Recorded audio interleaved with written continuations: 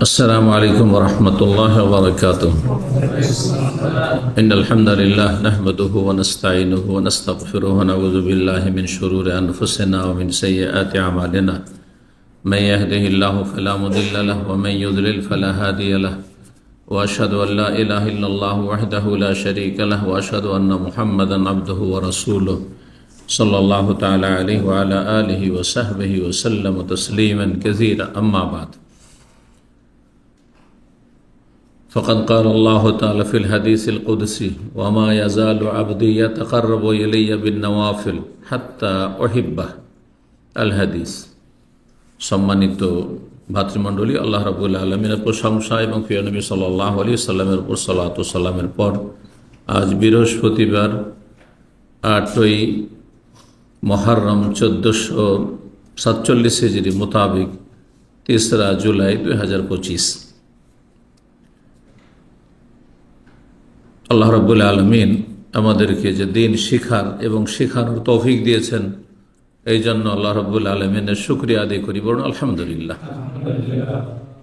এই ঈমান, এই জজবা, অনুপ্রেরণা, এই আগ্রহ, এই রকমের আল্লাহর কাছে ভালো আশা আকাঙ্ক্ষা নিয়ে কয়জন লোক ইসলাম শিখছে আর আমল করছে? কিছু মানুষ আছে না শিখছে না আমল করছে, হতভাগা। আর কিছু মানুষ আছে যারা আমল করছে কিন্তু জাহালাতের সাথে, অজ্ঞতার সাথে, না জেনে অন্ধকার রাতে হাত পা মারছে। অন্ধকার রাতে যদি ডানে বামে সব জায়গায় হাত পা মারে তাহলে সাপেও হাত পড়তে পারে। যারা লকড়ি টুকায়, লকড়ি কুড়ায়, তাদের সম্পর্কে আরবিতে প্রবাদ রয়েছে, হাতে ও লাইলিন, রাত্রের লকড়ি কাঠি সংগ্রহকারী। তো রাতে যারা লকড়ি মনে করে সাপে হাত দেয়। তো যারা অজ্ঞতার সাথে, অজ্ঞতার অন্ধকারে থেকে আমল করছে কিছু, আমাদের সমাজের অধিকাংশ আমলকারীরা এরকম। দিন সম্পর্কে সুন্নাত জানে না, বিদআত জানে না, সহি জানে না, জয়ীফ, সব জয়ীফই জাল জয়ীফ বেশি জানে, আমল করে। ওদের অবস্থাটা ওই রকমই, যে অন্ধকার রাতে সাপে হাত দেওয়ার মতো। বলুন আলহামদুলিল্লাহ। আল্লাহ যেন সবাইকে তৌফিক দান করেন, আমলের তৌফিক দান করেন। আর এক জাতি আবার হতভাগা, কিছু জানে কিন্তু বেআমল, সেই দলে যেন আল্লাহ সামল না করেন। যা জানবেন আমলের চেষ্টা করবেন। আমল দুই রকম, ফরজ এবং নফল। আজকের বিষয়বস্তু হচ্ছে নফল কিছু ইবাদত বন্দেগী সম্পর্কে। 10টি ইবাদত আপনার সামনে পেশ করব, নফল ইবাদত বন্দেগী। আল্লাহ রাব্বুল আলামিনের নৈকট্য অর্জন করা বান্দার এই পার্থিব জীবনের মুখ্য উদ্দেশ্য। যে যত বেশি আল্লাহর নৈকট্য অর্জন করতে পারে, সান্নিধ্য লাভ করতে পারে, যে যত বেশি আল্লাহর কাছাকাছি পৌঁছিতে পারে, যারা মানব জাতির সবচেয়ে ভালো মানুষ, নবী রসুলগণ আর তাদের যারা সাথী সঙ্গী, সাহাবাই কেরামগণ, ঈসা আলাইহিস সালামের হাওয়ারি, মূসা আলাইহিস সালামের সঙ্গী, এভাবে নবী রসুলের জীবদ্দশায় যারা নবী রসুলকে সরাসরি দেখেছেন আলাইহিমুসসালাতু ওয়াসসালাম, তারা এবং তারপরে তাদের অনুসারী নিষ্ঠার সাথে যারা, এরা হচ্ছে ভালো মানুষ। তো এরা সবাই আল্লাহ রাব্বুল আলামিনের নৈকট্য অর্জনের জন্য আপ্রাণ চেষ্টা করে। এই বৈশিষ্ট্য, এই গুণ যেন আমার আপনার মধ্যে থাকে। দুনিয়ার স্বার্থ যাদের সাথে জড়িত আছে, আমরা সবাই তাদের সাথে ঘনিষ্ঠ সম্পর্কে চেষ্টা করি, যে এর সাথে সম্পর্ক রাখলে, একটু গাঢ় সম্পর্ক করতে পারলে কিছু লাভ হবে, কাজে আসবে কোনো সময়। তুচ্ছ দুনিয়ার জন্য কটা দিন বাঁচবেন, তাই কত মরিয়া হয়ে চেষ্টা করছেন অনেকে সফল হচ্ছেন তুচ্ছ দুনিয়াতে, আর অনেকে ব্যর্থ হচ্ছেন। কিন্তু আল্লাহ রাব্বুল আলামিনের নৈকট্য অর্জনের জন্য চেষ্টা করে কেউ ব্যর্থ হয় না। আল্লাহ রাব্বুল আলামিনের সান্নিধ্য লাভের জন্য কেউ মেহনত করলে তার মেহনত ব্যর্থ যায় না, নিষ্ফল হয় না, হবে। চেষ্টা করলে পাবেন। ওয়াল্লাযীনা জাহাদু ফীনা লানহাদিয়ান্নাহুম সুবুলানা। মহান আল্লাহ ইরশাদ করেছেন, আমার পথে যারা সর্বাত্মক প্রচেষ্টা করবে, মুজাহাদা করবে, মনের বিরুদ্ধে, কুপ্রবৃত্তির বিরুদ্ধে যারা সংগ্রাম করে, লড়াই করে, মন চাইছে আয়েশ আরাম, গাফিলতি, ঘুম, হ্যাঁ, বসে থাকি, গল্প করি, আড্ডা দিয়ে বেড়াই, ঘুরে বেড়াই, যেমন করছে অধিকাংশ মানুষ। আপনি তার বিপরীত ভালো কাজগুলি করছেন, এলেম শিখছেন, আমল করছেন, মেহনত করছেন, পরিশ্রম করছেন, ফরজ আদায়ের যত্ন করছেন, তার সাথে নফল বেশি বেশি সুন্নত নফলের চেষ্টা করছেন। এগুলো হচ্ছে মুজাহাদা, চেষ্টা করা। আমরা মানুষ অন্যদের মতো, চেষ্টা না করলে কখনো কাজ হবে না। ওয়াল্লাযীনা জাহাদু ফীনা, আমার পথে, আমার সন্তুষ্টি অর্জনের জন্য যারা সর্বাত্মক চেষ্টা করবে, আল্লাহ বলছেন লানাহদিয়ান্নাহুম সুবুলানা, অবশ্যই তাদেরকে আমার পথের পথিক বানাবো। হ্যাঁ, রাস্তা দেখাবো। আল্লাহ সন্তুষ্টির রাস্তা দেখাবেন, আল্লাহ নৈকট্যের রাস্তা দেখাবেন, জান্নাতের রাস্তা আল্লাহ দেখাবেন যদি চেষ্টা করেন। তো এই মর্মে একটি হাদিসে কুদসি দিয়ে শুরু করি। হাদিসে কুদসি বড় আছে, যদি ওর ব্যাখ্যা করি তো আজকের 1 ঘন্টার আলোচনা ওতেই চলে যাবে, যেহেতু সেটি মুখ্য বস্তু না, তার একটা অংশ। সেটা হচ্ছে নফল এবাদত বন্দেগী। নফল এবাদত বন্দেগী আল্লাহ রাব্বুল আলামিন এখানে আল্লাহর নেক বান্দা, আল্লাহর যারা বন্ধু, তাদের কথা বর্ণনা করেছেন। এই হাদিসে কুদসিতে সাহাবী আবু হুরায়রা রাদিয়াল্লাহু তাআলা রাসূলুল্লাহ বর্ণনা করেন, রাসূলুল্লাহ সাল্লাল্লাহু আলাইহি ওয়াসাল্লাম মহান আল্লাহ থেকে বর্ণনা করেন। হাদিসে যদি আল্লাহর কথা আসে, যে কাল আল্লাহু তাআলা, মহান আল্লাহ বলেছেন, সেটিকে কি বলা হয়? হাদিসে কুদসি বলা হয়। আল্লাহ পাক পবিত্র, কুদ্দুস, তার সাথে সম্পৃক্ত করে হাদিসের নাম হচ্ছে হাদিসে কুদসি। তাহলে এই কথাতে বুঝতে পারলেন যে কেউ যদি জিজ্ঞাসা করে হাদিসে কুদসি কেন বলছেন, আল্লাহ হচ্ছে আল কুদ্দুস।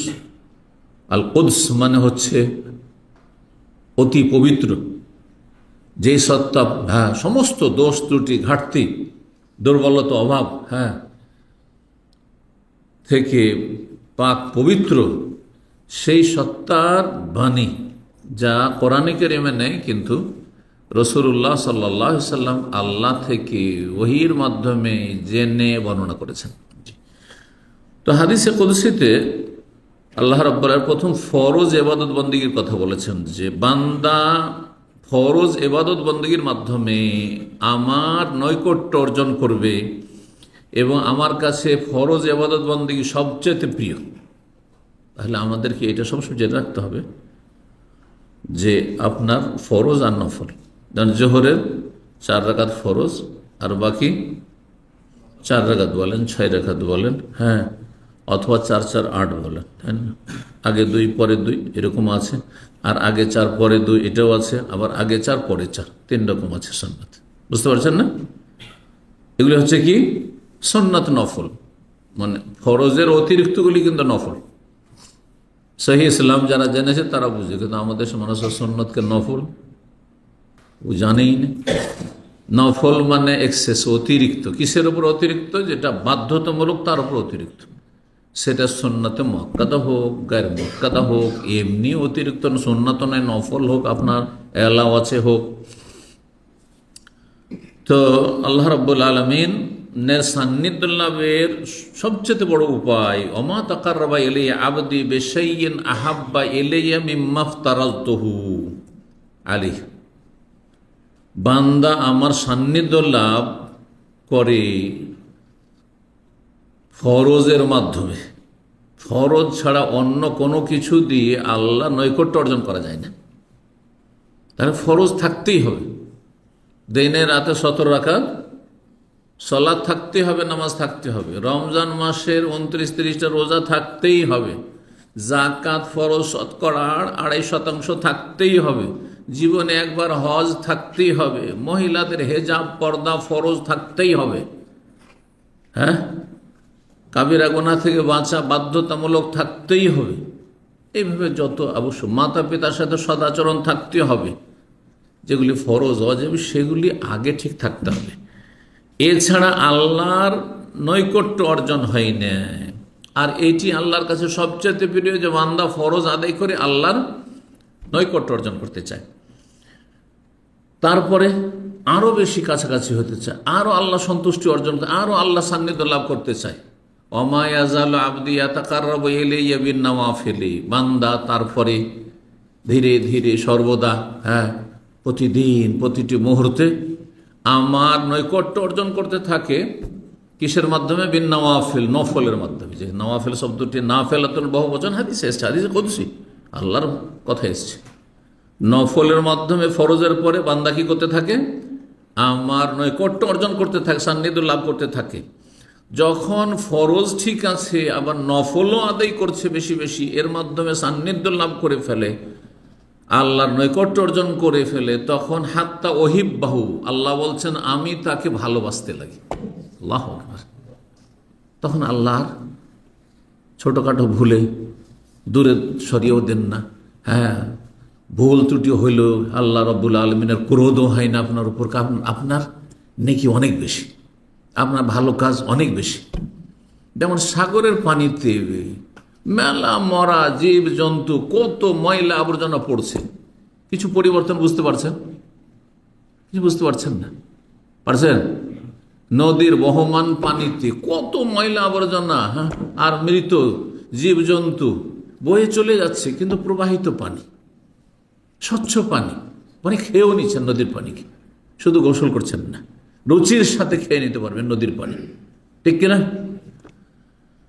কিন্তু পুকুরের পানি, হ্যাঁ, ছোট গর্তের পানি, কুয়ার পানি, একটা কিছু যদি মর্দা পড়ে দেখেন, এটা ছোট্ট পাখি পড়ে আছে, এটা ছোট ইঁদুর পড়ে আছে, নামবেন না আপনি, পানি কোনো কাজে ব্যবহার করবেন না আপনি, বুঝতে পেরেছেন? এই জন্য কিছু ভালো আমল করে একেবারে যারা সাধারণ মানুষ, তারা ওই যারা আল্লাহর নেক বান্দা, অনেক নেকি তাদের রয়েছে, তাদের সাথে নিজেকে একটুতে তুলনা করতে লাগেন, সামান্য একটা কিছুতে অ্যাডভান্স হয়ে গেলে। এটা দিয়ে বুঝতে পারলেন, নদীতে, সাগরে আপনার কূপের তুলনায়, আপনার বাড়ির পাশে পুকুরের তুলনায় ময়লা আবর্জনা বেশি পড়ে আছে, কিন্তু তারপরও সেই সাগর বা নদীর ওপর প্রভাব ফেলতে পারছে না, সেই পানিকে খারাপ করতে পারছে না। বুঝতে পারছেন কি পারছেন না? কিন্তু আপনার এই যে অল্প আমল আপনার জীবনে, এই আমলে যদি একটুকু না হয়, তাহলে আপনার অবস্থা খারাপ হয়ে যাবে, অবস্থা খারাপ হয়ে যাবে। আমি ভালোবাসতে লাগি যখন মানুষ ফরজের পরে নফল করতে করতে আল্লাহর সান্নিধ্য লাভ করে। আল্লাহ বলছেন হাত্তা ওহিব্বাহু। চিন্তা করুন এই বিষয়টি, আল্লাহ যদি কাউকে ভালোবাসেন, তাহলে তাকে কি জাহান্নামে দিতে পারেন? দেবেন না কখনো। আল্লাহ যদি ভালোবাসেন, তো তার দোয়া শুনবেন না, তার কথা শুনবেন না? আপনি নিজের উপর একটু চিন্তা করে দেখুন তো, বুঝার জন্য। যে যাকে ভালোবাসে তার কথাকে ফেলতে পারেন না, এড়িয়ে যেতে পারেন না, কষ্ট হইলেও তার সাথে। রাত 2টা 3টাতে এয়ারপোর্টে ছাড়তে যাচ্ছেন, সবার জন্য যাবেন না আপনি, এখান থেকে 50-100 কিলোমিটার পৌঁছায় যেতে হবে, যাকে খুবই ভালোবাসেন পৌঁছাতে চলে যাচ্ছেন, অথচ যার সাথে পরিচয় নেই, ভালোবাসেন না, তার সাথে ওই রকম কোনো সম্পর্ক নেই, এখান থেকে যদি 2-3 কিলোমিটার এক জায়গায় যেতে হয়, বা এখানে নেমে যান, এখান থেকে 2 কিলোমিটার আগে হয়তো নামিয়ে দিলেন আপনি, ছোট লোকি করে, অনেকে করছেন, ঠিক কিনা? পার্থক্য কেন? আপনি কাউকে 100 কিলোমিটার পৌঁছাতে চলে যাচ্ছেন, আর কাউকে 1 কিলোমিটার এগিয়ে দিল, ভিতরে একটু ঢুকতে হবে, সেজন্য মেন রোডতে ঢুকলেন না আপনি, পায়ে দিকে খুব ভিড় আছে। জি, তো আল্লাহ যখন যাকে ভালোবাসতে লাগেন, কাকে ভালোবাসেন জানতে পারলেন, ফরজের পরে বেশি বেশি যখন নফল আদায় করবেন, তখন আল্লাহর ভালোবাসা আর এর প্রতিফলন ঘটবে দুনিয়াতে, যে বালা মুসিবত আসবে না জীবনে, মনের আশাগুলি পূরণ হবে, ছেলে মেয়ে নেক হবে, স্ত্রী নেক হবে, ব্যক্তি জীবনে আপনি শারীরিক মানসিক শান্তি পাবেন, পারিবারিক শান্তি পাবেন, আপনি আর্থিক দিক থেকে কোনো চিন্তা থাকবে না, আল্লাহ রাব্বুল আলামিন অল্পতে আপনাকে পরিতুষ্টি দেবেন, নতেই চলে যাবে, বরকত হবে চারিদিক থেকে, ক্ষয়ক্ষতি আর ধস কম নামবে। একটা একটু করে চিন্তা করুন, যেহেতু আল্লাহ আপনাকে ভালোবাসেন, যেহেতু আল্লাহ আপনাকে ভালোবাসেন, সে অসহায় ছেড়ে দেবেন না, কারণ তিনি সর্বশক্তিমান, তিনি সমস্ত বালা মুসিবতে রক্ষা করতে পারেন। আমাকে আপনাকে বালা মুসিবতে ফেলে আল্লাহ লাভটাই কি? হ্যাঁ, আপনার পাপের কারণে হয়তো আপনাকে ধাক্কা দেওয়া হচ্ছে সোজা করার জন্য, অথবা খুব পাপ বেড়ে গেছে, সুতরাং আপনার উপর আল্লাহর গজব নেমে এসেছে, এমনটা যেন না হয়। যখন আল্লাহ ভালোবাসতে লাগেন, তখন আল্লাহ রাব্বুল আলামিন প্রতিটা অঙ্গতে এত শক্তি দেন যে আল্লাহ প্রদত্ত শক্তি, সেটাকে আরবি ভাষার অলঙ্কারে বলা হচ্ছে আমি তার হাত, তার পা, তার চোখ ইত্যাদি অঙ্গ প্রত্যঙ্গ হয়ে যায়। তার মানে এই নয় যে তাতে একাকার হয়ে যায়, যেমন সুফি বেদাতিরা এই আকিদা রেখে কুফরি, হ্যাঁ, যে আল্লাহ আর সে ওলি একাকার হয়ে যায়, হুলুল হয়ে যায়, কুফরি আকিদা। যেমন আপনি কাউকে বলছেন উদাহরণস্বরূপ, হ্যাঁ, আমি তোমার সব, মানে কি সবই আসলে না দুজন ভিন্ন ভিন্ন ব্যক্তি? মানে তোমার সমস্যা আমার সমস্যা, তোমার সুখ আমার সুখ, তোমার দুঃখ আমার দুঃখ, তোমার প্রয়োজন আমার প্রয়োজন, আমি তোমার সব কিছুই। জি, ভাষার একটা অলঙ্কার আছে। এই ভাষার অলঙ্কার অধিকাংশ সুফিরা হচ্ছে অনারব, মূর্খ, যারা পীর মুরিদে লিপ্ত হয়েছে। আরবি ভাষার যে একটা অলঙ্কার আছে, হ্যাঁ, সে অলঙ্কার না বোঝার কারণে নিজের খেয়াল খুশি অর্থ করেছে সাহাবাই কেরামদেরকে, সালাফে সালেহিনকে উপেক্ষা করে, বড় বড় ইমামদেরকে উপেক্ষা করে খেয়াল খুশি, যার ফলে ইসলামের ভুল মেসেজ দিয়েছে, ব্যাখ্যা করেছে, কুফরি আকিদা লিপ্ত হয়েছে। কোরআন হাদিসে পড়ে তারা কুফরি করেছে। এটি হচ্ছে কথা। আসলে সহিহ বুখারী 6021 নম্বর হাদিসটি সহিহ বুখারী হাদিসে বলছি। এখন আসি নফল ইবাদতগুলিতে সংক্ষেপে। প্রথম নফল ইবাদত বলবো প্রতিদিনের 10-12 রাকাত সুন্নতে রাতেবা, যেগুলি ফরজের পরে নফল, কিন্তু সেগুলি নবী সাল্লাল্লাহু আলাইহি সাল্লামের সুন্নাত, যেগুলি নিয়মিত সুন্নাত ফরজ নামাজের আগে অথবা পরে। সুতরাং তার ইসলামিক পরিভাষায় সেটাকে ফিকহের পরিভাষায় সুন্নাতে রাতেবা বলা হয়। আমাদের দেশের মানুষরা ওটাকে একটু কি করে সুন্নাতে মুআক্কাদা বলে। মুআক্কাদা শব্দটি সূক্ষ্ম নয়, আর সুন্নাতে রাতেবা যদি বলেন তো সূক্ষ্ম। সহিহ মুসলিমের 1199 নম্বর হাদিস, উম্মে হাবিবা রাদিয়াল্লাহু তাআলা, নবী সাল্লাল্লাহু আলাইহি ওয়াসাল্লামের সহধর্মিণী, বলছেন তিনি যে সামিআতু রাসূলুল্লাহ সাল্লাল্লাহু আলাইহি ওয়াসাল্লাম ইয়াকুল, আমি রাসূলুল্লাহ বলতেছেন, মা মিন আবদিন মুসলিমিন, কোন মুসলিম বান্দা যদি ইউসাল্লি লিল্লাহি কুল্লা ইয়াউমিন, আল্লাহর সন্তুষ্টির জন্য প্রতিদিন যদি নামাজ পড়ে, সিনতাই আশারাতা রাকাতান, কত রাকাত? 12 রাকাত নামাজ পড়ে। 12 রাকাত যদি নফল পড়ে, তাতাওয়া নফল, গায়রা ফারিজা, ফরজ নয় কিন্তু, ফরজ 17 রাকাত। ফরজ কত রাকাত? নামাজ 17 রাকাত। এই 12 রাকাত তাতাওয়া নফল, মানে ফরজের অতিরিক্ত। এই তাতাওয়ানের ব্যাখ্যা করে গায়রা ফারিজা, ফরজ নাই, ফরজ ওয়াজিব মনে করবেন না, কিন্তু পড়লে অনেক নেকি রয়েছে। এবং এগুলিকে নিয়মিত ছেড়ে দেওয়া, এটা হতভাগা লোকের কাজ। এটা এমন দুর্বল ইমানের মানুষের কাজ যার বেশি নেকির প্রয়োজন নেই, হয়তো ও গরজ মনে করে না নেকি, অথচ পয়সার পিছনে মরিয়া ছুটছে, একটা পয়সা যেখানে সেখানে ছুটে বেড়াচ্ছে। কিন্তু নেকির বেলা দাঁড়িয়ে নামাজ সুস্থ পড়তে পারে, বসে বসে পড়ছে খোঁড়ার মতো, অর্ধেক নেকি নিবে, ওর বেশি নেকি দরকার নেই। এরা হচ্ছে ওই ক্যাটাগরি যাদের বেশি নেকি লাগে না, বুঝতে পেরেছেন? নেকির ওপর অনীহা। আর যারা সুন্নত পড়েন না, প্রায় ছেড়ে দিচ্ছেন, ওরা হচ্ছে ওই ক্যাটাগরির। কিন্তু মাঝে মধ্যে যদি ছেড়ে দেন, ক্লান্ত আছি, ব্যস্ত আছি, জরুরি নয় কাজা করা, কাজা করতে পারলে ভালো। নবী সাল্লাল্লাহু আলাইহি সাল্লাম জোহরের কাজা আসর পরে করেছেন, সুতরাং এটাতে প্রমাণিত যে কাজা করতে পারেন আপনি। কিন্তু কাজা করাও জরুরি নয় ফরজ নামাজের মতো। জি, না পড়লে গুনাহগার হয়ে যাবেন না। একমাত্র ফজরের সুন্নাত আর বেতরের সুন্নাত, এই দুটো মুআক্কাদা তাকিদপূর্ণ সুন্নাত, এই দুটো কখনো ছাড়েন নবী সাল্লাল্লাহু আলাইহি ওয়াসাল্লাম সফরে বাড়িতে, সুতরাং সেটা ছাড়বেন না যথাসাধ্য। যদি 12 রাকাত নামাজ পড়েন, ইল্লা বানাল্লাহু লাহু বাইতান ফিল জান্নাহ, জান্নাতে আল্লাহ একটি প্রাসাদ, রাজ প্যালেস তৈরি করবে। জান্নাতের প্রাসাদ, এসব রাজাদের বাড়ি আর এসব রাজভবন আর ওই সব রাষ্ট্রপতি ভবন, এগুলো কিছুই না তার কাছে, অকল্পনীয় নিয়ামত। জান্নাতের সামান্য নিয়ামত যেটা চিন্তা করছেন আপনি, সেটাও কল্পনার বাইরে। ওয়ালা খাতারা কালবে বাসার, কোনো মানুষের কল্পনা অতদূর পর্যন্ত যায়নি কল্পনা করে। এইরকম আল্লাহ রাব্বুল আলামিন প্যালেস দেবেন জান্নাতের। স্পেশাল কিসের জন্য? এই যে 12 রাকাত আপনি নিয়মিত পড়ার চেষ্টা করেছেন। 2 নম্বর নফল ইবাদত। আচ্ছা, তাহলে বুঝে নিলেন এই হাদিসে কত রাকাত এলো? দিনে রাতে 12 রাকাত। তাহলে জোহরের আগে কয় রাকাত হবে? 4 হবে। পরে কয় রাকাত হবে? 2 রাকাত। আর আব্দুল্লাহ বিন উমর রাদিয়াল্লাহু তাআলা বর্ণিত হাদিস সহিহ বুখারীতে যেটি রয়েছে, এটা সহিহ মুসলিমে আছে 12 রাকাত, কিন্তু সহিহ বুখারীতে আছে আগে 2 পরে 2। সেটাও যদি পড়ে কোনো অসুবিধা নেই, নবী সাল্লাল্লাহু আলাইহি ওয়াসাল্লাম কখনো এরকম পড়েছে। আবার তৃতীয় তরিকা হচ্ছে যে জোহরের আগেও 4 আর পরেও 4, এই ফজিলতটি নেন।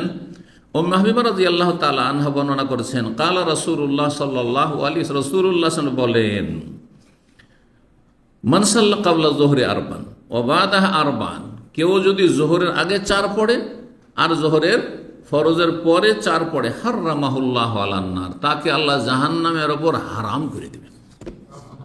জাহান্নামের জন্য নিষিদ্ধ, হারাম মানে নিষিদ্ধ, যে একে তুমি জাহান্নামে নিতেই পারবে না, নিষিদ্ধ একবারে। আল্লাহু আকবার, কত বড় ফজিলত! মাত্র 2 রাকাত বাড়াইলেন। ওই যে জোহরের আগে 4 ছিল আর পরে কয় ছিল? 2 ছিল, ওটাকে আর 2 বাড়িয়ে দিলে 4 হয়ে গেল। এই দ্বিতীয় নফল মনে রাখবেন এবং আমলে চেষ্টা করে, বিশেষ করে যখন ফ্রি আছেন, ডিউটির সময় নেই। আবার অনেকে আছে কফিল আমাকে সুন্নাত পড়তে দেয় না, আমি জিজ্ঞাসা করি যে ডিউটির সময় না ডিউটির বাইরে? তো ডিউটির সময়। তো ডিউটি করা আপনার ফরজ না সুন্নাত? আপনি বেতনের ডিউটি করা ফরজ, আর এই সুন্নাত পড়া হচ্ছে আপনার সুন্নাত নফল। তাহলে আপনি কফিলের ক্যাশ থেকে কেন আপনি সময় নেবেন? আপনার ক্যাশ থেকে সময় নেন, তাহাজ্জুদ পড়েন। রাত্রে তো ডিউটি নেই, তাহাজ্জুদ পড়েন, তখন কেন উঠছেন না? তখন ফজরে ওঠা মুশকিল হয়ে যাচ্ছে আপনার। ফজর ওঠার মতো ইমান তৈরি হয় না, খোঁড়া ইমান। কেন? দেখেন, যখন কফিলের মালিকের ডিউটি করছেন, আপনার কাছে কোনো কর্মচারী ডিউটি করছে, সেই জায়গায় রাখেন যে আপনি ধরেন মালিক, দেশে আপনি মালিক আর আপনার কিছু কর্মচারী আছে। তখন আসল হচ্ছে আপনার ডিউটি করা ফরজ, ডিউটির সময়টাতে,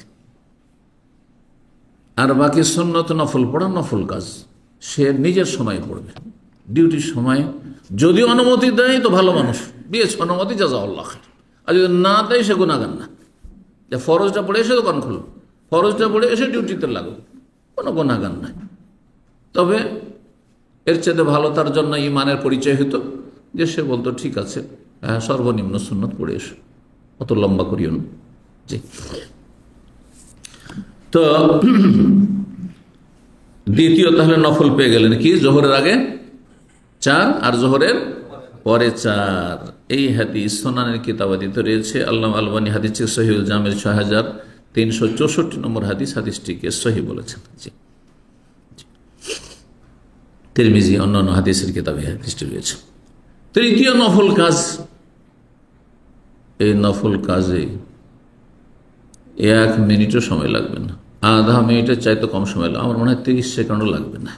ঘড়ি দেখে পড়ে দেখবেন, যারা সুন্দর করে উচ্চারণ করে পড়তে পারেন আর স্বাভাবিক পড়বেন, একেবারে দ্রুত স্পিডের না, কারণ স্পিডে পড়লে ওতে খুলুসিয়ত থাকে না, ওতে আন্তরিকতা, খুশু থাকে না, যার ফলে কি কমে যাবে, কোয়ালিটি ডাউন হয়ে যাবে। এই জন্য এত তাড়াহুড়া করে পড়া ভালো নয়। আপনি যেই রকম স্বাভাবিক পড়লে মোটামুটি অর্থটা বুঝে পড়ে যেতে পারছেন, ওই রকম পড়বেন। সাদ্দাদ বিন আওস রাদিয়াল্লাহু তাআলা আনহু বর্ণনা করেন, নবী সাল্লাল্লাহু আলাইহি ওয়াসাল্লাম বলেন, সাইয়্যিদুল ইস্তিগফার, মানে আল্লাহর কাছে ক্ষমার চাওয়ার সবচাইতে সুন্দর দোয়া। সৈয়দ মানে নেতা, আর নেতা সমাজের সবচেয়ে শ্রেষ্ঠ। তো আল্লাহর কাছে ক্ষমা প্রার্থনা সবচেয়ে শ্রেষ্ঠ দোয়া, এটা হচ্ছে সাইয়্যিদুল ইস্তিগফারের অর্থ। আমাদের দেশের মানুষ অন্তত এই নামটি জানে না, সাইয়্যিদুল ইস্তিগফারের দোয়া। ইস্তিগফার মানে ক্ষমা চাওয়া, আর সৈয়দ মানে হচ্ছে নেতা বা শ্রেষ্ঠ।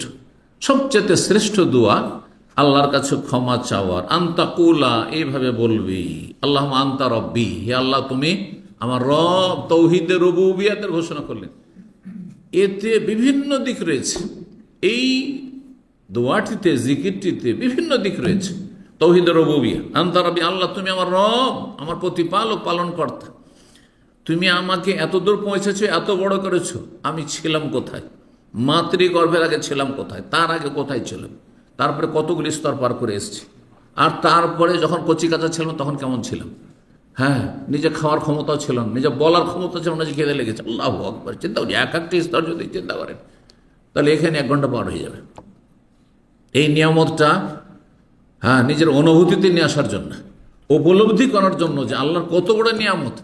আমার সাথে জন্ম নিয়ে, আপনার সাথে জন্ম নিয়ে বহু কচি কাঁচা ছেলেরা, মেয়েরা দুনিয়া থেকে চলে গেছে, বাল্য জীবনে চলে গেছে, মাতৃগর্ভে চলে গেছে, মায়ের পেট থেকে ভূমিষ্ঠ হয়ে মরে গেছে, অথবা সাবালক হয়ে মরে গেছে, বিয়ের আগেই মরে গেছে, বিয়ের পরে মারা গেছে, যৌবনকালে মারা গেছে।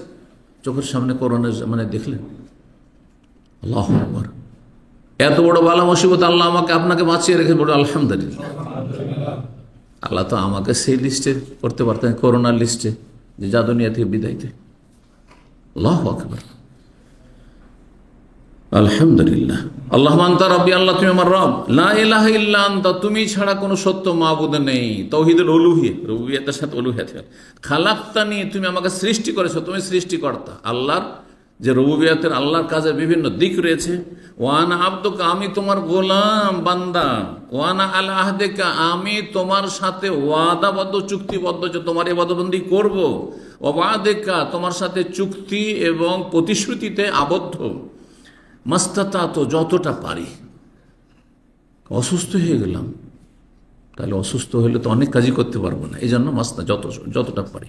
যতটা পারি মানে এই কথা বললাম মানে যে ফরজ আমি 70 রাকাত পারি না, 4 ওয়াক্ত নামাজ পড়তে পারছি, আল্লাহ ব্যাস হয়ে গেল, চলবে না? ফরজই চলবে না। আল্লাহ রমজান মাসে এতটি রোজা রাখতে, বাকি পারলাম না, মানে খিদা লাগছে বেশি, সেজন্য চলবে। কিন্তু অসুস্থ অন্য সময় রাখিও, সুস্থ হইলেন না, অতি মারা ধরবেন আল্লাহ রাব্বুল আলামিন। কারণ কাজা করার সময় পাননি আপনি। স্থায়ী রোগী, চলেন ফিদিয়ে দিয়ে দেন। ইন্নামা আল উসরি ইউসরা, যেখানে কঠিন হয়েছে সেখানে আল্লাহ সহজ করে দিয়েছে। কিন্তু আপনি খেয়াল খুশি, আপনি কুপ্রবৃত্তির গোলামি করে বলবেন যে আমি পারছি না, এটা হবে না। আপনার চাইতে দুর্বল লোকেরা আমরা পারছি, অনেকে পারছে, প্রথম কাতারে গিয়ে হাজির থাকছেন, আপনি কেন পারেন না? এত সুন্দর শরীরে, 100 কেজি শরীর নিয়ে কেন পারবেন না? আপনি সুস্থ, বিভিন্ন রোগে জর্জরিত, তারপর আপনার চাইতে ভালো পড়ছে কি করে? তাহলে মানুষ হিসেবে আপনি পারতেন, আর আপনার ইমানে কপটতা, মুনাফিকি আছে, সেই জন্য পারছেন না। আউযু বিকা মিন শাররি মা সানাতু, আল্লাহ যা কিছু আমি পাপ টাপ করেছি সেসবের অনিষ্ট আছে, একটা বিপদ আপদ আছে, কুপ্রভাব আছে, সেসবের অনিষ্ট থেকে আমি আশ্রয় চাইছি। সবসময় আমাদের ভুল হচ্ছে, ভুল হলেই আপনি ভয় করবেন যে আমি যে গুনাহটা করলাম যদি আল্লাহ ধরে নেন, এই যে অন্যায় কাজটা করলাম, রাস্তায় যেতে যেতে একটা গাড়ি ধাক্কা দিয়ে দেয় আমাকে, হ্যাঁ, যদি আমার গাড়িটা অ্যাক্সিডেন্ট হয়ে যায়, এই রকম কথাগুলি যদি চিন্তা করেন, আচ্ছা আমি এখানে একটা অন্যায় কাজ করলাম, এতে যদি আমার স্ত্রী খারাপ হয়ে যায়, আমার ছেলেগুলো অসৎ হয়ে যায়, মেয়েগুলো অসৎ হয়ে যায়, খারাপ হয়ে যায়, পরিণামটা আমার খারাপ হয়ে যায়, চাকরিটা আমার চলে যায়, আমি যে বেঈমানি করলাম, আমি যে হারাম খেলাম, এদিকে হারাম খেলাম 10 টাকা, কিন্তু আমার চাকরিটাই চলে গেল, লাখ লাখ টাকা ছিল একটা বছরে, চলে গেল আমার। আউযু বিকা মিন শাররি মা সানাতু, আল্লাহ যা কিছু ভুল অন্যায় করেছি সেগুলির অনিষ্ট থেকে তোমার কাছে আশ্রয় চাইছি আল্লাহ। প্রথমত যেন ভুল নাই হয়, আর ভুল হইলে আল্লাহ তুমি ধরে নিও না, আল্লাহ মাফ করিয়ে দেবে, ছাড় দিও আল্লাহ, সংশোধনের সুযোগ দিও আল্লাহ। আউযু বিকা মিন শাররি মা সানাতু আবুউ লাকা বিনিআমাতিকা আলাইয়া, তোমার নিয়ামতের কথা স্বীকার করছি, যে মাথা থেকে পা পর্যন্ত নিয়ামতের নিয়ামত, কত নিয়ামত আমাদের কাছে রয়েছে, স্বীকার করছি আল্লাহ যে তোমার দান এগুলো। ওয়া আবুউ লাকা বিযামবি, তোমার এত নিয়ামত, কিন্তু আমার গুনার শেষ নেই। আল্লাহ গুনার কথাও স্বীকার করছে যে আমার ভুলের শেষ নেই, পাপের শেষ নেই, পাপ হইতে আছে আল্লাহ। ফাগফিরলি, সুতরাং আল্লাহ তুমি আমাকে ক্ষমা করে দাও। ফাইন্নাহু লা ইয়াগফিরু যুনুবা ইল্লা আনতা, তোমার ছাড়া কোনো শক্তি নাই কেউ ক্ষমা করতে পারে। অন্য একটি হাদিসে রয়েছে, বান্দা যখন বলে যে ফাগফিরলি, আল্লাহ আমাকে মাফ করো, ফাইন্নাহু লা ইয়াগফিরু যুনুবা ইল্লা, তোমার ছাড়া কেউ মাফ করতে পারবে না, তখন আল্লাহ রাব্বুল আলামিন আরশের চারপাশে অসংখ্য ফেরেশতাদেরকে বলেন যে দেখো এই বান্দা বলছে ফাইন্নাহু লা ইয়াগফিরু যুনুবা ইল্লা, তোমার ছাড়া কেউ আল্লাহ মাফ করতে পারে না। তার ইয়াকিন, বিশ্বাস আছে যে আমি ছাড়া তাকে কেউ ক্ষমা করতে পারবে না, তো আমি ক্ষমা করব না? আমার সে আশ্রয় নিয়েছে, আমার কাছে শরণাপন্ন হয়েছে সে, সুবহানাল্লাহ। আল্লাহ যেন আমাদেরকে তৌফিক দান করেন। আচ্ছা, এই দোয়াটি কি মন্ত্রের মতো পড়লে হবে? আমি যে বুঝাইলাম, কত আপনাদের ইমানে একটা জজবা আসলো, ইমান তাজা হইল, তাহলে বুঝে সুঝে পড়বে না, যথাসাধ্য বুঝে পড়ার চেষ্টা করে। বুঝে পড়লে ওই ইবাদতের ফরজ হোক আর নফল হোক, কোয়ালিটি আলাদা। আপনি একটা বাংলা ভাষী স্ত্রী পেয়েছেন, ফ্রি হয়ে ওর সাথে মন খুইলে কথা বলতে পারছেন, কিন্তু একটা ইংলিশম্যান, সাদা চামড়া পেয়েছেন আপনি, অথবা হ্যাঁ অ্যারাবিয়ান পেয়েছেন, আপনি ভাবছেন আমি কত সৌভাগ্য, আমি আরবি আমার স্ত্রী, অথবা আমার সাদা চামড়ার স্ত্রী পেয়েছি, আমি একটা এশিয়ান মানুষ। কিন্তু ফ্রি হয়ে সব কথা বলতে পারছে না, সব সময় ব্রেনে কি করতে হচ্ছে, থিঙ্কিং, চিন্তা করতে হচ্ছে। বাংলায় আপনি কথাটা ইংলিশে ট্রান্সলেট করছেন, আরবিতে ট্রান্সলেট করছেন, তারপর নিজের কথা ব্যক্ত করার চেষ্টা করছেন। ওই মিল মহাব্বত আর ওই আন্তরিকতা কি হবে? কখন হবে না। না, এটা অনুভব করেন না আপনারা? ভুক্তভোগী হলে ঠিক অনুভব থাকবে। এই জন্য তো যথাসাধ্য আমরা চেষ্টা করি নিজের ভাষার মধ্যে আত্মীয়তা। কেন? যেইভাবে আন্তরিকতার সাথে আপনি কাছাকাছি হইতে পারবেন, সেও কাছাকাছি হইতে পারবে, অন্য ভাষাতে পারবেন না। সব সময় চিন্তা করে কথা বলতাম। আমি বাংলায় লেকচার দিচ্ছি, আমার বিনা চিন্তাতে ভাষা বেরিয়ে আসে, কারণ আমার মাতৃভাষা এটা, মায়ের ভাষা। মাতৃভাষা মানে কি? মায়ের ভাষা এটা, ঠিক না? কিন্তু যখনই আমি অন্য ভাষায় কথা বলবো, যতই পারদর্শী, আমি বাংলার চেয়ে তো অনেক বেশি আরবি পড়েছি, অনেক বেশি উর্দু পড়েছি, বাংলার চেয়ে বেশি এমনকি ইংলিশের গ্রামার পড়েছি, কিন্তু কথা বললে আগে চিন্তা করতে হয়। এখানে বাংলায় চিন্তা হইল, তারপরে তর্জমা হইল, তারপরে তখন কথাটা ব্যক্ত করছি। থেমে থেমে কথা বলতে হচ্ছে আমাকে, বুঝতে পেরেছি? ঠিক বুঝে সুঝে পড়বেন। ফজিলত বলছেন নবী সাল্লাল্লাহু আলাইহি ওয়াসাল্লাম, এই দোয়া যদি মান কালাহ মিনান নাহারে মুকিনান বিহা, কেউ যদি ইয়াকিন বিশ্বাসের সাথে যদি দিনের বেলা বলে, ফামাতা মিন ইয়াউমিহা, সন্ধ্যা হইতে হইতে মারা যায়, ক্বাবলা ইয়াউম, সন্ধ্যা হওয়ার আগে, ফাহুয়া মিন আহলিল জান্নাত, তাহলে জান্নাতি। কেন জান্নাত হবে না? কত সুন্দর সুন্দর কথাগুলি আল্লাহর সামনে পেশ করলেন, আপনি আরজি পেশ করলেন। ওমান কালাহ মিনাল লাইলি, রাতের বেলা, সন্ধ্যাবেলা ঘুমাবার আগে যদি সাইয়্যিদুল ইস্তিগফার পড়ে নেন, ওয়া মুকিনান বিহা, ইয়াকিনের সাথে পড়েন, দৃঢ় প্রত্যয়ের সাথে, আর তারপরে যদি সকাল হওয়ার আগে আগে মারা গেলেন, ফাহুয়া মিন আহলিল জান্নাত, তাহলে জান্নাতি। সকালে একবার পড়ে নিয়েছেন, আর রাত্রিবেলা একবার ঘুমাবার আগে বা কোনো সময়, যে কোনো সময় পড়ে নিয়েছেন মাগরিব থেকে নিয়ে, তাহলে জান্নাতি ইনশাআল্লাহ। আল্লাহ যেন তৌফিক দান করেন। সহিহ বুখারীর হাদিস। 4 নম্বর নফল ইবাদত, সেটা আযানের দোয়া বা জবাবের সাথে সম্পর্ক। জাবের রাদিয়াল্লাহু তাআলা আনহু বলেন, আন্না রাসূলুল্লাহ সাল্লাল্লাহু আলাইহি ওয়াসাল্লাম রাসূল বলেন, মান কালা হিনা ইয়াসমাউন নিদা, যেই ব্যক্তি আযান শুনলো আর আযান শোনার পরে এই দোয়াটি পাঠ করবে, আল্লাহু রাব্বা হাযিহি দাওয়াতি তাম্মা ওয়াস সালাতিল কায়েমা আতি মুহাম্মাদানিল ওয়াসিলাতু ওয়াল ফাযিলা ওয়া বাসু মাকামাম মাহমুদা আল্লাযী ওয়াদা। এইখানে বেদাতিরা কিছু বাড়ায়, কিন্তু জানেন না, বেদাতি রেডিও সেন্টারগুলো বাড়ায়। রমজান মাসে রেডিও সেন্টার থেকে আসে না, আর অন্য সময় হয়তো আসে। আল্লাহ রাব্বা হাযিহি দাওয়াতি তাম্মাতি ওয়াস সালাতিল কায়েমাতি মুহাম্মাদিল ওয়াসিলাতা ওয়াল ফাযিলা ওয়াদ দারাজাতাল আলিয়াতার রাফিয়া, বাড়ায়। ওয়া বাসু মাকামাম মাহমুদা আল্লাযী ওয়াদা ইন্নাকা লা তুখলিফুল মিয়াদ, ইন্নাকা লা তুখলিফুল মিয়াদ যঈফ হাদিস আছে, দুর্বল। আর ইয়া দারাজাতাল আলিয়াতার রাফিয়া কোন হাদিসে নেই। জালিয়াতি, দোয়াতে জালিয়াতি, জিকির আজকারে জালিয়াতি, বুঝবেন না? যদি এই দোয়াটি পড়েন, কার কার মুখস্থ আছে? হাত কম উঠছে, কিন্তু যার নাই মুখস্থ করে নেবেন। দিনে কতবার করে আজান হচ্ছে বলেন তো দেখি? 5 বার করে আজান হচ্ছে, ঠিক কিনা? 5টা বার যদি জবাব দেন, 5টা বার এই ফজিলত পেলেন। কি ফজিলত? হাল্লাত লাহু শাফাআতি ইয়াউমাল কিয়ামা, কিয়ামতের দিনে আমার সুপারিশ তার জন্য ওয়াজিব হয়ে যাবে, অবধারিত হয়ে যাবে, আবশ্যক হয়ে যাবে। মানে নিশ্চিত যে সে রাসূলুল্লাহ সাল্লাল্লাহু আলাইহি ওয়াসাল্লামের শাফাআত পাবে, সুপারিশ পাবে। চিন্তা করছে রাসূলের সুপারিশ পাবে, সে তার কোনো চিন্তা আছে? নিয়ে যাবে রাসূলুল্লাহ সাল্লাল্লাহু আলাইহি ওয়াসাল্লাম, কিন্তু শর্ত তাওহীদ থাকতে হবে। আবার ঈদে মাজারে ধর্ণা দিচ্ছে, সিজদা করছে, চাদর চড়াচ্ছে, আর যদি এই দোয়া পড়ে তো হবে কাজ? কোনো কাজ হবে না। আগে তাওহীদ, লা ইলাহা ইল্লাল্লাহ বাস্তবায়ন, তারপর অন্য কিছু।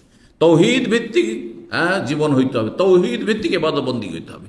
তাওহীদ ছাড়া কোনো ফরজ নফল কবুল হবে না, কিচ্ছু কবুল হবে না, সমস্ত ধ্বংস হয়ে যাবে। লাইন আশরাকতা লা ইয়াহবাতান্না আমালুক। সবচেয়ে বড় ইবাদত, সবচেয়ে বড় ফজিলতের ইবাদত হচ্ছে তাওহীদ, লা ইলাহা ইল্লাল্লাহ।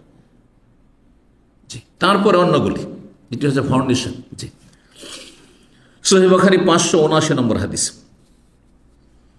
আজানের দোয়া বা জিকিরের সাথে সম্পর্কিত 5 নম্বর নফল ইবাদত। কতক্ষণ লাগে ইবাদত করতে? 10-15 সেকেন্ডে হয়ে যাবে দোয়াটি পড়ানো, যেটি বললাম, আল্লাহু রাব্বা হাযিহি দাওয়াতি তাম্মা। আর একটি দোয়া শোনেন, শাহাদাত।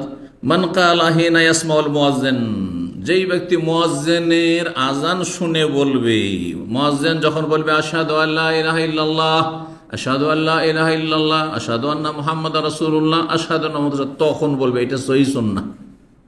জানেন না? কারণ আমি অনেকবারই আলোচনা করেছি।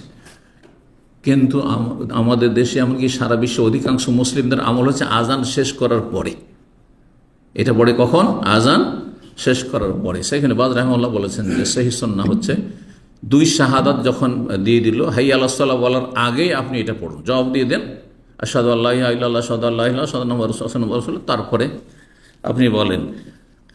তো কি বলবে? মুয়াজ্জিনের আজান শুনে ওয়া আনা আশহাদু আল্লা ইলাহা ইল্লাল্লাহ ওয়াহদাহু লা শারীকা লাহু ওয়া আশহাদু আন্না মুহাম্মাদান আবদুহু ওয়া রাসূলুহু, আমি সাক্ষী দিচ্ছি যে আল্লাহ ছাড়া কোনো সত্য মাবুদ নেই, যিনি একক, লা শারীকা যার কোনো শরীক নেই, ওয়া আশহাদু আন্না মুহাম্মাদান আবদুহু ওয়া রাসূলুহু। তারপরে তার সাথে কি বলবে? রাদিতু বিল্লাহি রাব্বান ওয়া বিল ইসলামি দীনান ওয়া বি মুহাম্মাদিন সাল্লাল্লাহু আলাইহি ওয়াসাল্লাম নাবিয়্যান। তাহলে আশহাদু আল্লা ইলাহা ইল্লাল্লাহ জবাব আশহাদু আল্লা ইলাহা দিলেন দুইবার, তো দুইবার দিলেন। আশহাদু আন্না মুহাম্মাদুর রাসূলুল্লাহ জবাব দুইবার দিলেন। তারপরে বলবেন, এইখানে বলবেন রাদিতু বিল্লাহি রাব্বান ওয়া বিল ইসলামি দীনান ওয়া বি মুহাম্মাদিন সাল্লাল্লাহু আলাইহি ওয়াসাল্লাম নাবিয়্যান। জি, হাদিস মুসনাদ আহমদে রয়েছে, সহিহ মুসলিমে রয়েছে হাদিস, আরো আবু দাউদ, নাসাই, তিরমিজি, ইবনে মাজাহ, সুনান আরবাতে রয়েছে। ইমাম আলবানী সহিহুল জামের 6422 নম্বরে হাদিসটিকে সহিহ বলেছেন। এই আমলটা করতে অসুবিধা আছে? মুখস্থ আছে এই দোয়া, রাদিতু বিল্লাহি রাব্বান ওয়া বিল ইসলামি দীনান ওয়া বি মুহাম্মাদিন। আপনি সন্তুষ্টি প্রকাশ করছেন, হ্যাঁ, সন্তুষ্ট চিত্তে মেনে নিচ্ছেন আল্লাহ যে আমার রব, এটাকে রব্বি আল্লাহ, ইসলাম আমার জীবন বিধান, আমি সার্বিক জীবনে ইসলাম ছাড়া, ইসলামের গাইড ছাড়া চলি না, এই স্বীকৃতি দিচ্ছেন, ঘোষণা করছেন। আর আমার আদর্শ মানব, হ্যাঁ, কে? রোল মডেল একমাত্র মুহাম্মদ সাল্লাল্লাহু আলাইহি রাসূলুল্লাহ। জি, এটা হচ্ছে উদ্দেশ্যের, শুধু মন্ত্র পড়া নাই, এর মাধ্যমে আপনার জীবনের ওই যে বক্রতা আছে ওগুলো সোজা হবে। আপনার আদর্শ অমুক জি ছিল, অমুক জি ছিল, অমুক মতবাদ ছিল, ওগুলো বাদ যাবে, কিন্তু ওগুলো বাদ যাবে। কোনো দল, কোনো দলের নেতা আর কোনো আদর্শ প্রবর্তক ওইসব থাকবেন তখন। 6 নম্বর নফল কাজ, ফরজ সালাতের পরে আয়াতুল কুরসি পাঠ করা। রাসূলুল্লাহ সাল্লাল্লাহু আলাইহি ওয়াসাল্লাম বলেছেন, মান কারা আয়াতুল কুরসি দুবরা কুল্লি সালাতিন মাকতুবা, কোন ব্যক্তি যদি প্রত্যেক নামাজের পরে, সালাম ফিরার পরে যদি পড়ে কি? আয়াতুল কুরসি পড়ে, লাম ইয়ামনাহু মিন দুখুলিল জান্নাতি ইল্লা আইয়ামুত, তার মরণ ছাড়া জান্নাতে যেতে কোনো কিছু বাধা দিতে পারবে না। কারণ না মরলে জান্নাত পাওয়া যাবে না। যতদিন আছেন দুনিয়াতে, এখানে দুনিয়াতে, হ্যাঁ, সুখ দুঃখ দুটো আছে, যেমন মিষ্টি মজাও আছে দুনিয়া, তেমন তিক্ততাও আছে, অশান্তিও আছে। জি, কখনো সুখ কখনো দুঃখ, কিন্তু যখন দুনিয়া থেকে চলে যাবেন জান্নাত সোজা, এল্লিনে চলে যাবেন। নাসাইর হাদিস, ইবনে হিব্বান হাদিস, হাদিসটি আল্লামা আলবানী রাহিমাহুল্লাহ সহিহ বলেছেন, সহিহুল জামের 6464 নম্বর হাদিস।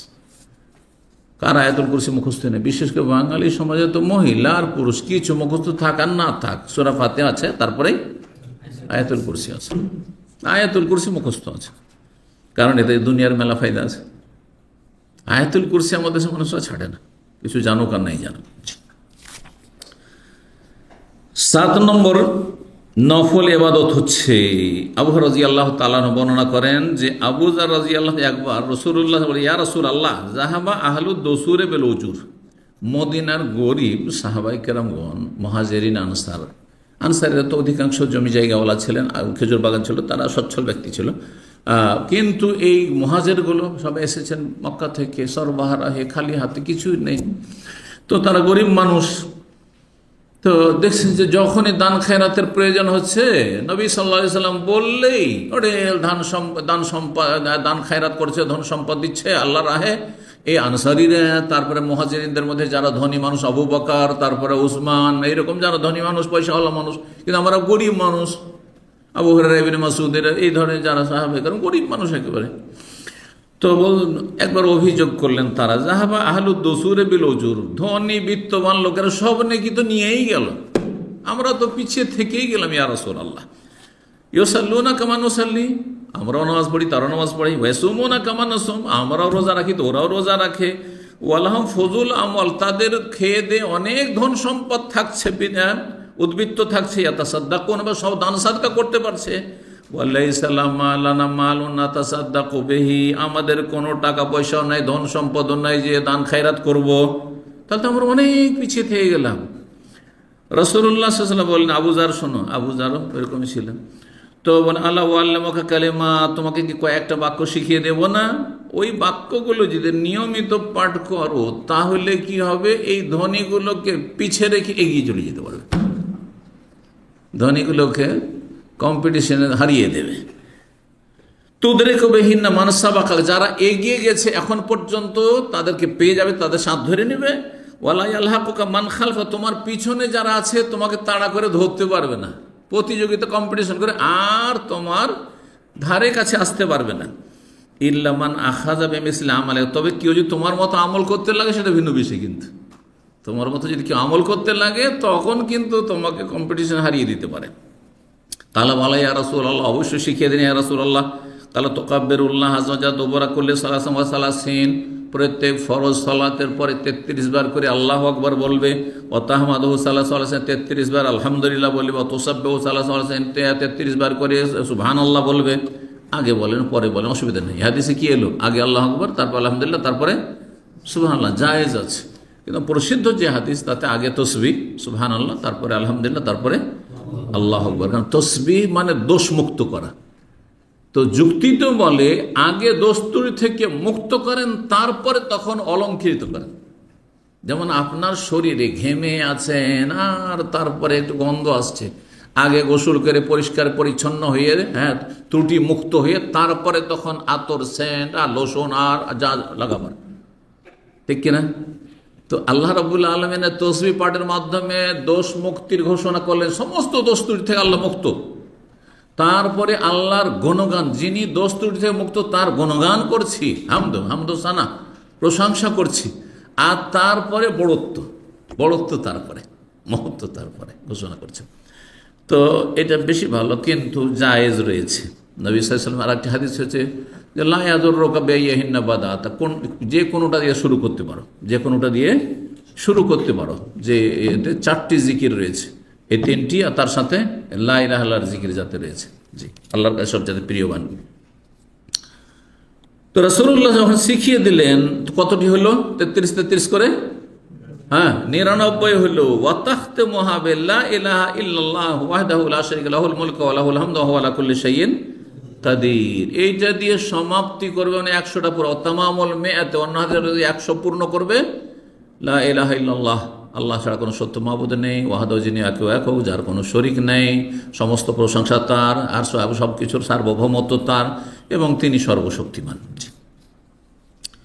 যদি এটা পড়ো কি হবে? গফিরাত লাহু যুনুবুহু ওয়ালাউ কানা মিসলা জাবাদিল বাহরি, তার গুনাহগুলি, যে এই তসবিহ করে তার গুনাহগুলি মাফ করে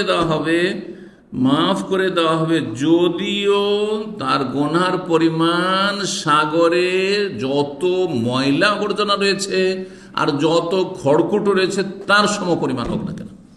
সুবহানাল্লাহ। আবু দাউদের হাদিস, আল্লামা আলবানী সহিহুল জামের 7821 নম্বরের হাদিসটিকে সহিহ বলেছেন। এই আমল করছেন তো? এই আমলটা প্রায় করছেন, আলহামদুলিল্লাহ। তো এই একটি নফল ইবাদত। 8 নম্বর নফল ইবাদত, সেটি হচ্ছে সলাতুদ দোহা। সলাতুদ দোহা মানে আমাদের দেশে কি বলা হয় সেটাকে? ফার্সি ভাষায় চাস্তের নামাজ।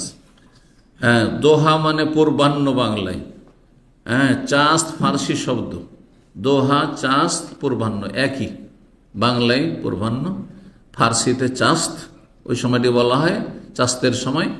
আর দোহা হচ্ছে আরবি অদোহা ওয়াল্লাইলি সাজা। পূর্বাহ্ন কোনটাকে বলা হয় বাংলা ভাষায়? কে বলবেন একজন দেখি, কোন সময়টিকে পূর্বাহ্ন বলা হয়?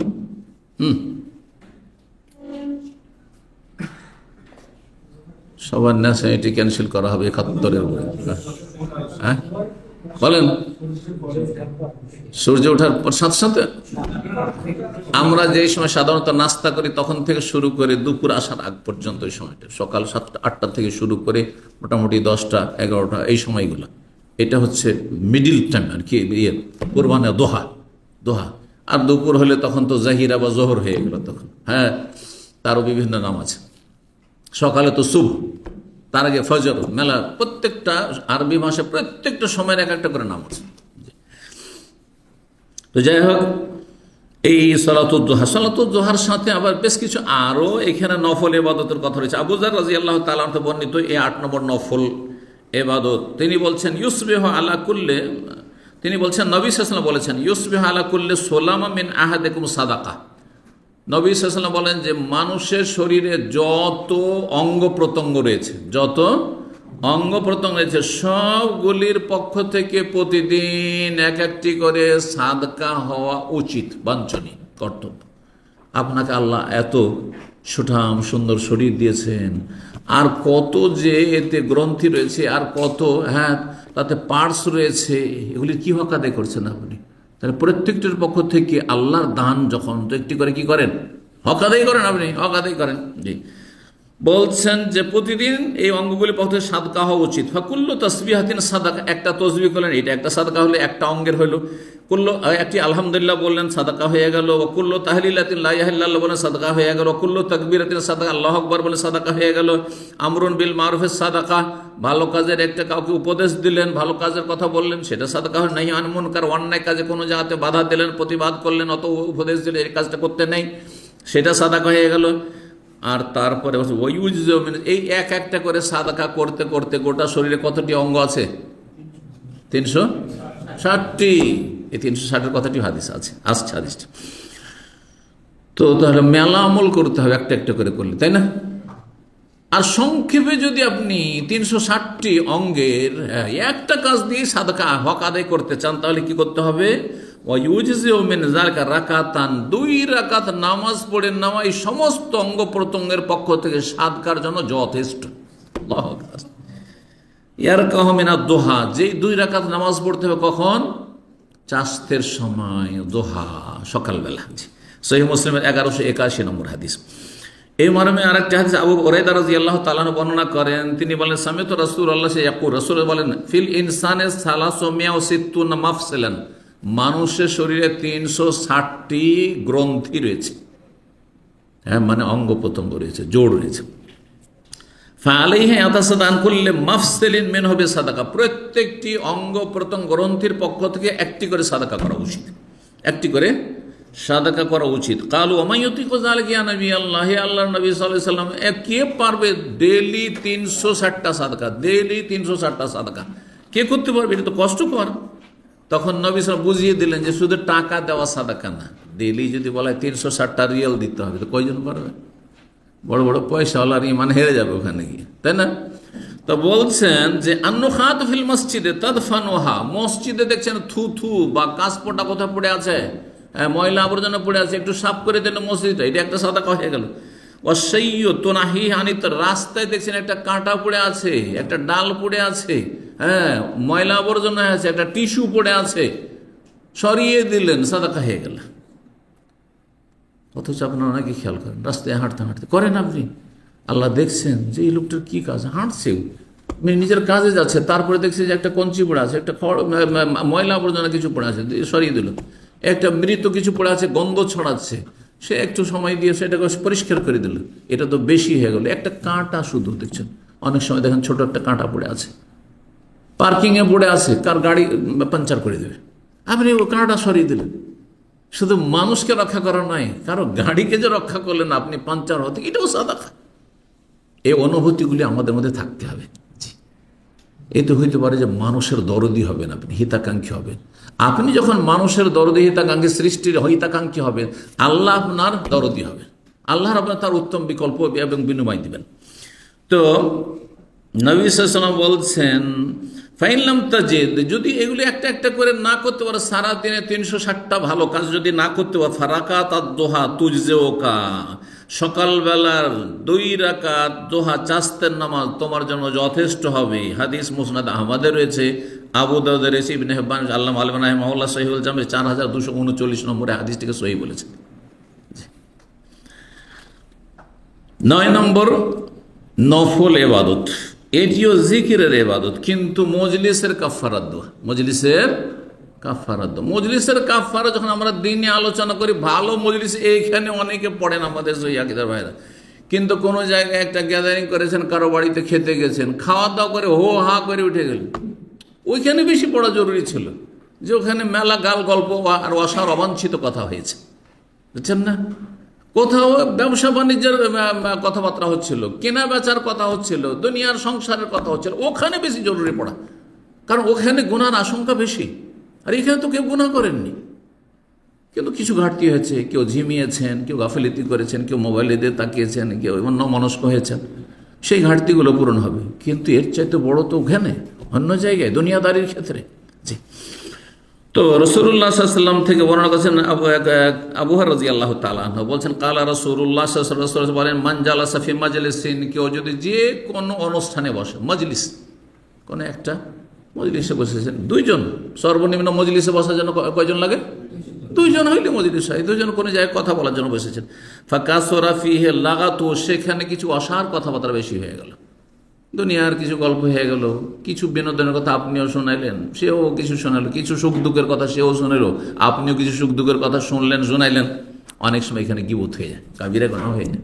অনেক সময় একটা চুগলখড়ি হয়ে গেল, আরে ভাই জানেন, আরে আপনার সময় অমুক এরকম বলছিল, দিলেন চুগলখড়ি, কাবিরাই হয়ে গেল। কথায় কথায় হয়তো আপনি গীবত শুরু করেননি, কিন্তু আপনি যার সাথে বসে আছেন বলছে, ওই লোকটা আছে না, আরে একেবারে বেকার লোক। কথা ঠিকই আপনার, আপনি কি করলেন? হ্যাঁ হ্যাঁ ঠিকই, কথা ঠিকই, আপনিও গীবত করলেন। অথবা চুপ থাকলেন, তাকে বারণ করলেন না আপনি, তাতেও শেয়ার করলেন, গোনাতে শেয়ার করলেন আপনি। আর যদি কোনো জালেম হয় যে বারণও করতে পারবেন না, তাহলে উঠে যান ওখান থেকে, উঠে পড়েন, গুনার মজলিসে বসে থাকবেন না। তো যেখানে কিছু অসার কথাবার্তা হয়ে গেল, ফাকাল কাবলা ইয়াকু মাজলিসি, সে মজলিস বরখাস্ত করার আগেই যদি পড়ে নাই সুবহানাকা, হ্যাঁ কার মুখস্থ আছে? সুবহানাকা আল্লাহু ওয়া বিহামদিকা আশহাদু আল্লা ইলাহা ইল্লা আনতা আস্তাগফিরুকা ওয়া আতুবু ইলাইক। কয়টি বাক্য হলো?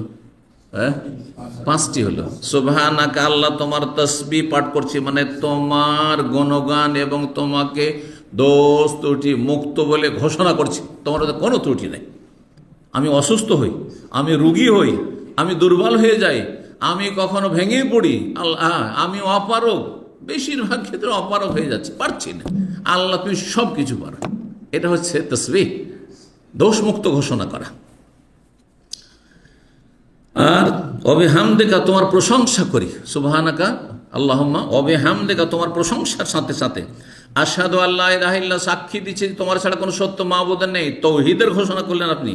আস্তাগফিরুকা, তোমার কাছে ক্ষমা চাইছি, তোমার কাছে ক্ষমা চাইছি। ওয়া আতুবু ইলাইক, তোমার কাছে তওবা করে ফিরে আসছি। এই ছোট্ট ছোট্ট 5টি কথা বললেন আপনি। ইল্লা গুফিরা লাহু মা কানা ফি মাজলিসি যালিক, তাহলে ওই মজলিসে যেসব অসার অবাঞ্ছিত কথা, কিছু গুনাহ পাপ হয়েছে, সব মাফ হয়ে যাবে, সব মাফ। কাবিরা হইলে তওবার সাথে, যে আর আগামীতে করবো না। হ্যাঁ, যে সাগীরা হয়তো এই জিকির পড়ার সাথে সাথে গুনাহগুলি মাফ হয়ে যাবে। হাদিসটি তিরমিজিতে 3355, হাদিসটিকে আল্লামা আলী রাহিমাহুল্লাহ সহিহুল জামির 6192 নম্বর হাদিস, হাদিসটিকে সহিহ বলেছেন। কয়টি নফল ইবাদত বললাম? 9টি। 10 নম্বর, এই আগামীকালকে আর পরশু এই আমলটি, নফল আমলটি করবেন। সেটা কি? আশুরার সিয়াম, আশুরার রোজা। আশুর রোজা মূলত শনিবারে, কিন্তু তার সাথে যদি 9 তারিখ লাগিয়ে নেন তো আরো ভালো, যাতে ইহুদিদের বিরোধিতার কাজটি আদায় হয়ে যায়। আশুরা সম্পর্কে গত জুমার আলোচনা বিস্তারিত করেছি, শুধু এখানে বলবো যে উত্তম হচ্ছে কেউ যদি পারেন, ইমাম ইবনুল কাইয়্যিম বলেছেন 3টি রাখা, কিন্তু অনেক ওলামার বলেছে যে 3টি রাখা সম্পর্কে যে হাদিস রয়েছে তার আগে একটি পরে একটি, হাদিসটি দুর্বল, যার ফলে অনেক ওলামাদের মত হয়েছে যে 2টি, কারণ অধিকাংশ হাদিসগুলিতে কি রয়েছে? হ্যাঁ, যে 2টির কথা রয়েছে, 9 আর 10। লাইন বাকি তো এলাকাবেলেন লাসুমান্না তাস, আগামী বছর যদি আমি বেঁচে থাকি তাহলে আমি 9 তারিখেও রাখবো, মানে 9 আর 10। এই কথা বলেনি যে 10-এর পরে 11ও রাখবো, ঠিক কিনা? সহিহ মুসলিমের হাদিস তাই রয়েছে, 2বার করে সহিহ মুসলিম হাদিসটি রয়েছে। তো 9 আর 10 রাখবেন। তো 9-10 রাখলে আজকে সাহরি খেয়ে জুমার দিনে রাখতে হয় 9, আর আশুরা হচ্ছে শনিবারে জুমার দিনে রাখবেন। আচ্ছা, যদি কেউ কালকে না রাখে, বড় দিন, গরমের দিন, কিছু কষ্ট করতে হয়, বা আমাকে ছোটাছুটি করতে হবে, অমুক জায়গায় যেতে হবে, এই করতে হবে, রোদরে আমি আসবো, দার্সে বসবো, কষ্ট, সবার পক্ষে সম্ভব নয়। তারপরে অনেকের ধরেন পানি ছাড়া ক্ষতি। দেখেন নফলের ক্ষেত্রে একটি কথা মনে রাখেন, নফল রোজা, সন্নত রোজা শরীর স্বাস্থ্যের ক্ষতি করে মোটেই রাখবেন না। আমাদের এক ভাই ছুটি গেছেন, এখন খুব নিয়মিত এখানকার ছাত্র, আমি নাম বলছি না, সে দেখি যে সোমবার বৃহস্পতি রোজা ছাড়ে না, আর তার কিডনিতে পাথর। 6 মাস আগের কথা বলছি আমি। কিডনিতে পাথর, মাঝে মাঝে তার ব্যথা করে, ডাক্তারের কাছে যায়। ও ভাবে যে সোমবার বৃহস্পতি একটা নেকির কাজ, নফল কাজ শুরু করেছি, তো আমি ছাড়বো না। তাই আমি বললাম যে আপনার তো কিডনিতে পাথর বলছেন, স্টোন, আর তারপরে আবার আপনি ওষুধ খাচ্ছেন, ডাক্তারের কাছে যেতে হচ্ছে, আর এই সোমবার বৃহস্পতি কেন রোজা রাখছেন? বুঝি তাহলে রাখবো না সাহেব? বুঝি হ্যাঁ, অবশ্যই রাখবেন না, অবশ্যই রাখবেন না আপনি। কারণ শরীর স্বাস্থ্য সুস্থ রাখা এটা ফরজ কাজ, বুঝলেন ভালো করে? শরীরকে সুস্থ রাখা ফরজ। আপনি আমি যদি সুস্থ থাকি, আমার মাধ্যমে আমার ফ্যামিলির পরিবারে যত সব উপকৃত কিনা, আপনার এই একটা লোকের রোজগারে কত লোকের ফায়দা হচ্ছে বলেন? আপনার স্ত্রী, আপনার ছেলে মেয়ে, আপনার বাপ মা, আপনার ভাই বোন, আপনার আত্মীয় স্বজন, কতকে দান সাদাকা, কত কি করতে পারছেন আপনি। কিন্তু আপনি যদি এখানে পড়ে যান, হ্যাঁ, বিছানা ধরে নিলেন, আপনি হাসপাতালে অ্যাডমিট হয়ে গেলেন, তো নিজের পেট চালানো মুশকিল হয়ে যাবে, নিজের চিকিৎসা করা মুশকিল হয়ে যাবে, আর বাকি যে দায়িত্বগুলি ফরজ দায়িত্ব সেগুলি করতে পারছেন না আপনি। তাহলে এই নফল রোজা রেখে আপনি নিজেকে ক্ষতিগ্রস্ত করে কখন না। নফলকে নফল মনে করবেন, নফলকে নফল মনে করবেন। যদি পারেন, আমার কোনো অসুবিধা নেই, ভালো, আরও ভালো লাগছে, ভালো হচ্ছে, তাহলে কোনো অসুবিধা নেই। কিন্তু যার পানির বেশি প্রয়োজন রয়েছে, যার বিভিন্ন রকম সমস্যা আছে, ধরেন কারো সুগারের সমস্যা আছে, বিভিন্ন রকম সমস্যা হইতে পারে, আমার গণানোর উদ্দেশ্য নয়, সেটা আপনি আপনার চিকিৎসক থেকে জানতে পারবেন যে এই অবস্থায় আমার রোজা রাখা ধার্মিক আপনি চিকিৎসকের কাছ থেকে জানবেন, বেদিন নাস্তিক থেকে আবার জানবেন না, নাহলে সবসময় মানাই করবে আপনাকে, রমজানও নিষেধ করে দিবে আপনাকে, সামান্য কিছুতে নিষেধ করে দেবে। তো নফল রোজা রেখে যদি শরীরে ক্ষতি না হয় তাহলে রাখবেন। আচ্ছা, একটি রাখতে পারছেন, দুটো রাখলে কষ্ট হয়, চলে একটি রাখবো আমি, কোনো অসুবিধা নেই। কিন্তু একটি কোনটি? কেউ যদি বলে শুক্রবার ছুটি, এটা রেখে নি, আর শনিবার তো ডিউটি রাখবো না, চলবে? নফল হইল, কিন্তু আপনার আশুরা রোজা হইল না। আশুরা কোনটি? আশুরা মানে আষাঢ়া, 10ই মহরম হচ্ছে এবার শনিবারে। তাহলে যারা একটি রাখবেন, ডিউটি আছে, পারলে রাখবেন, না হলে রাখবেন না, শনিবারে শুধু রাখবেন। আর একটি রোজা রাখলেই কি ফজিলত পাবেন?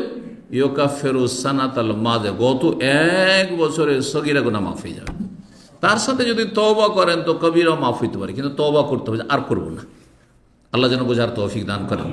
এই 10টি নফল ইবাদত বললাম, আল্লাহ যেন আমাদের আমলের তৌফিক দান করেন, এবং আমলের জন্য আমাদের শারীরিক, মানসিক, সার্বিক আল্লাহ রাব্বুল শক্তি যেন দান করেন, এবং ঈমানি শক্তি তার আগে আল্লাহ যেন দান করেন।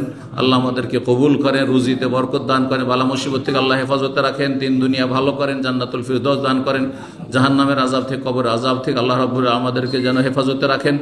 আমাদের এক প্রিয় ভাই মিজানুর রহমান এখানে আছেন, বিশিষ্ট পুরাতন ছাত্র, তার আম্মা গতকালকে অথবা পরশু ইন্তেকাল করেছেন, রাহিমাহুল্লাহ তাআলা। তাকে যেন জান্নাতুল ফিরদৌস দান করেন, গুনাহ খাতা মাফ করেন, এবং আল্লাহ ইল্লিনে যেন তার রূহকে স্থান দান করেন, এবং শোক সন্তপ্ত পরিবারকে উত্তম ধৈর্য ধারণের তৌফিক দান করেন। সুবহান রাব্বিকা রব্বিল ইজ্জাতি আম্মা ইয়াসিফুন ওয়া সালামুল মুরসালিন ওয়াল হামদুলিল্লাহি রাব্বিল আলামিন।